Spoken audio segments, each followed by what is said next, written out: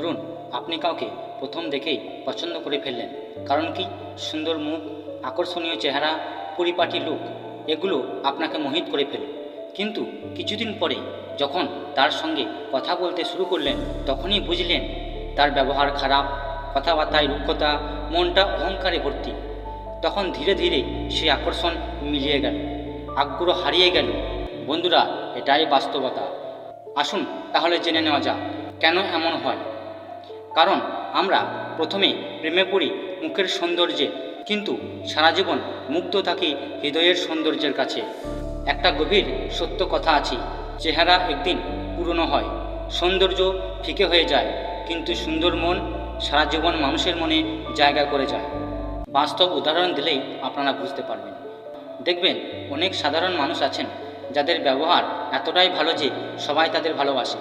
আর কিছু লোক আছেন যারা দেখতে রাজকীয়, দেখতে খুব সুন্দর, পরিপাটি, কিন্তু অহংকারের জন্য তারা একা হয়ে যান। এই কারণেই বলা হয় সৌন্দর্য যেন শুধু মুখে না থাকে, থাকুক অন্তরে। কারণ সুন্দর মুখ একদিন পুরনো হয়, কিন্তু সুন্দর মন মানুষের মনে চিরস্থায়ী হয়ে যায়। সত্যিকারের সুন্দর মানুষ কে?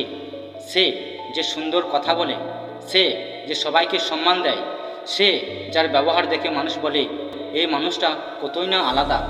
বন্ধুরা, একটা কথা সবসময় মনে রাখবেন, সুন্দর পোশাক, দামি সাজসজ্জা আপনার দাম বাড়ায় না। নম্রতা, ভালো ব্যবহার, সুন্দর মন আপনাকে জীবনের আসল সৌন্দর্য দেয়।